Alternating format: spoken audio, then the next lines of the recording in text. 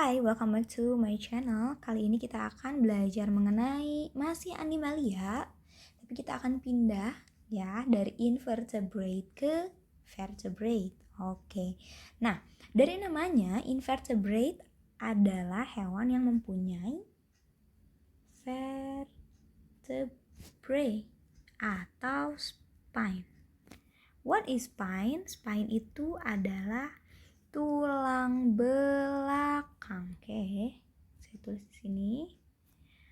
Oke, tulang belakang. Nah, yang di sepanjang tulang belakang ini ada sel syaraf ya, yang menjulang, yang memanjang pada bagian dorsal atau punggung hingga ekor gitu ya. Nah, di sini vertebrate itu dibagi menjadi beberapa grup ya. Oke, saya tulis di sini groups. Nah, yang pertama itu ada Pisces ya. Saya tulis di sini yang pertama ada Pisces. Nah, Pisces itu kelompok hewan yang hidup di air. Oke. Pisces itu kelompok hewan yang hidup di air. Kita tulis di sini ya. Lives in the water. Oke. Di permukaan tubuh dari Pisces dilindungi oleh exoskeleton yang dinamakan atau yang berupa sisik ya. Berarti mereka punya sisik atau kita sebutnya dengan scales. Nah, gitu ya. Nah, terdapat 2 pasang insang ya. Kenapa pakai insang? Ya, karena mereka bernafasnya di dalam air ya, untuk bernapas. Oke. Nah, juga Pisces adalah hewan berdarah dingin. Maksudnya apa sih berdarah dingin? Berdarah dingin. Nah, hewan berdarah dingin itu berarti dia dapat menyesuaikan suhu tubuhnya dengan suhu air di tempat hidupnya gitu ya. Jadi penyesuaian suhu. Suhu dengan lingkungannya. Contohnya apa ya? Contohnya banyak. Yang jelas, ikan itu adalah contoh dari Pisces. Oke, yang kedua adalah amfibi. Oke, kita tulis di mana ya? Kita tulis di sini aja. Oke, amfibia. Nah, amfibi itu merupakan kelompok hewan yang dapat hidup di air maupun di darat. Ya, lives in the water and land. Nah, gitu ya.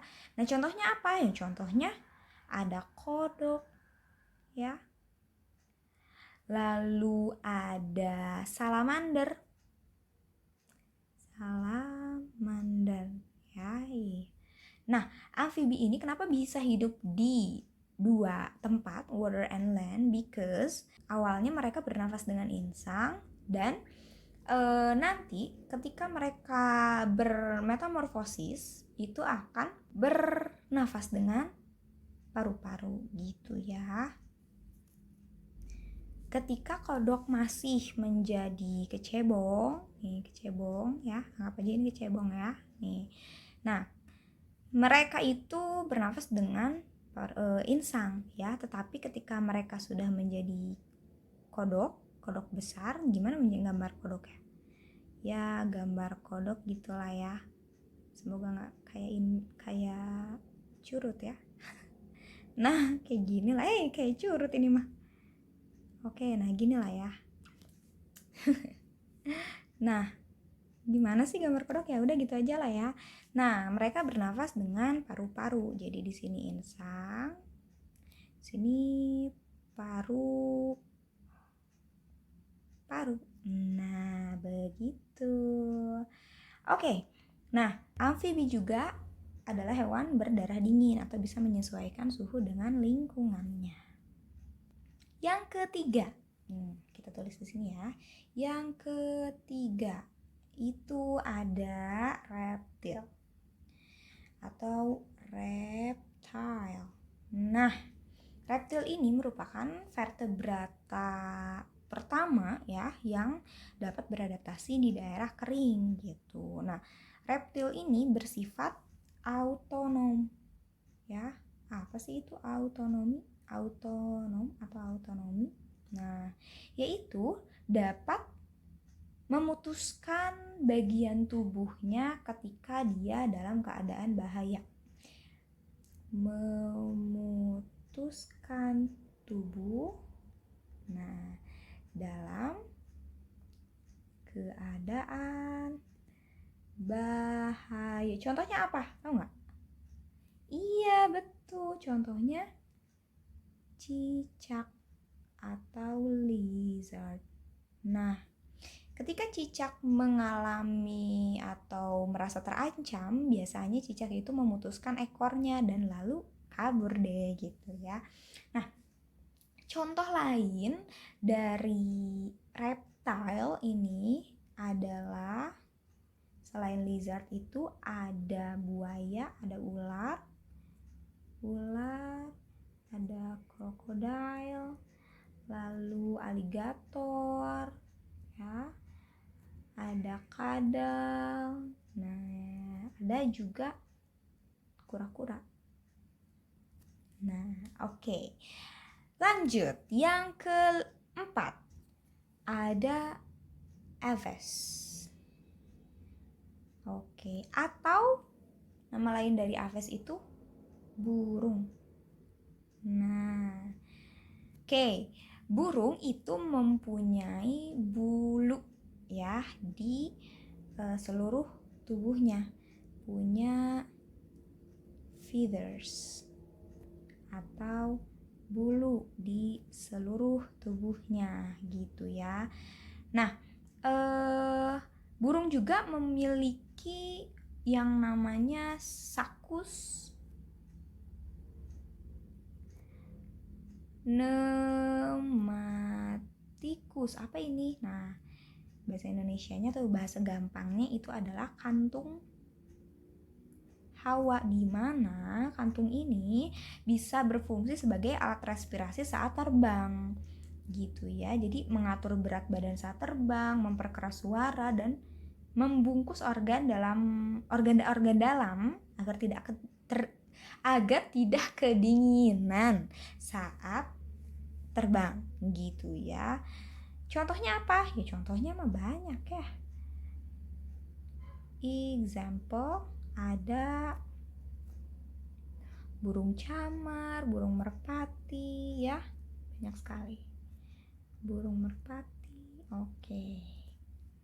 Lanjut. Nah, yang ini nih ya, yang terakhir kita punya kelas mamalia.